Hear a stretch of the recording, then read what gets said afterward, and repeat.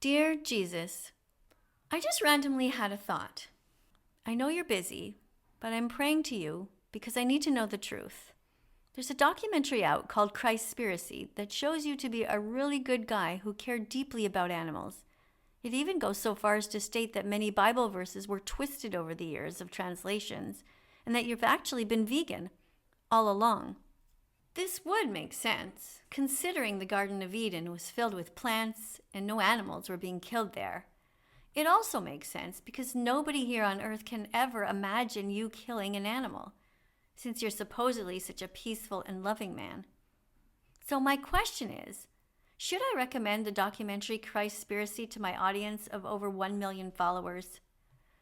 If I have your permission, I'll be happy to spread the message that the Bible needs to be examined more closely and updated to better reflect the truth. Listen, I know there are billions of people and animals who need you more than I do, but if ever you have time, if you can, I'd appreciate you letting me know what you think about the documentary. Amen.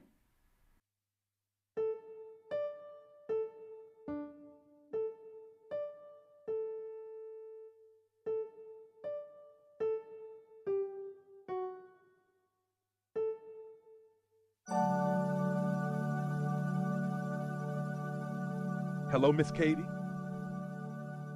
It's me, Jesus. Thanks so much for reaching out. I heard your prayer, and I'm here to tell you that I love you, and I'm so proud of you for all the hard work you've been doing to help save animals from harm. I also want to add that your dedication to living out compassion for all creatures is exactly what I envisioned for humanity. You are walking the path of love and mercy, and that is truly beautiful. The documentary Christspiracy does a fantastic job uncovering the truth about who I was and what I taught. Here are 10 reasons that prove I was vegan all along. 1. The feeding of the 5,000 was misunderstood.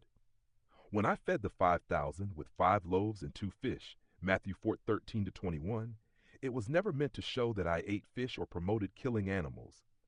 That story has been misinterpreted. The fish symbolized spiritual nourishment, not something I encourage people to eat. I wanted to show generosity and love, not the harm of innocent creatures. Number 2, the fish breakfast story isn't what it seems. In John 21:9-13, there's a story where I'm said to have cooked fish for my disciples. But as Christspiracy explains, this could easily have been a later addition or mistranslation. My message of compassion was clear. I wouldn't take life needlessly, especially not after teaching love and mercy to all creation. 3. I desire mercy, not sacrifice, was a core truth. When I said I desire mercy, not sacrifice, Matthew 9:13, I wasn't just speaking about people. Mercy is for all of God's creatures.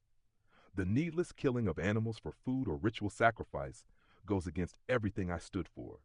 Christspiracy reminds us of this central truth in my teachings. 4. I was close to the Essenes, who loved all life. The Essenes were a community I admired, known for their love of peace and their plant-based diets. Their respect for animals and commitment to nonviolence greatly influenced me. As Christspiracy explains, their values aligned with mine, and I lived a life that reflected those principles. 5. My temple cleansing was a protest against animal exploitation. In John 2:13-16, I overturned the tables of the money changers and sellers of animals in the temple. I wasn't just angry about greed, I was also standing against the cruelty of selling and sacrificing animals in my Father's house. I saw the pain of those creatures and knew it wasn't right.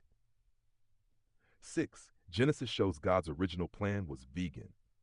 In Genesis 1:29, God gives humanity plants and fruits as food. This was always the plan for creation, a world where no one, human or animal, had to suffer or die. I honored this vision in my own life, as Christspiracy rightly points out. 7. I ate from the fig tree, not an animal. In Mark 11:12-14, when I was hungry, I sought fruit from a fig tree, not meat, fish, or dairy. That moment speaks volumes about my diet and my choices. I respected animals and turned to plants for nourishment, just as God intended. 8. I taught people to pray for daily bread. When I taught the Lord's Prayer, I said, "Give us this day our daily bread." Matthew 6:11. Bread, made from grains, is a plant-based food. My teachings always pointed toward a diet that sustains life without causing harm. Christspiracy highlights this beautifully. 9. Compassion was my way of life.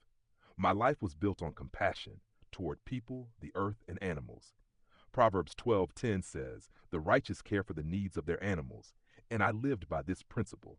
Eating animals contradicts the love and mercy I preached. 10. Stewardship of creation is a command. In Genesis 2:15, humanity is told to care for the earth and its creatures. I upheld this commandment by living a life of stewardship, not exploitation.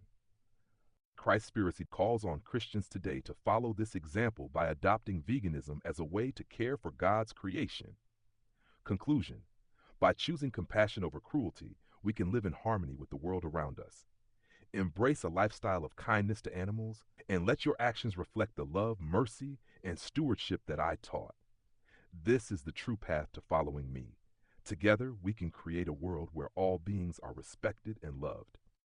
Christspiracy helps uncover the truth about who I am and how I lived. It's time to follow my example and embrace compassion for all beings. Remember, you are not alone in this journey. Every act of kindness toward animals, every voice raised for those who cannot speak for themselves, is a reflection of the message I shared with the world. Keep going, and know that every step you take toward compassion is a step toward a more just and loving world. I'm here, always supporting you. Stay strong, stay true, and keep spreading that light. You've got this.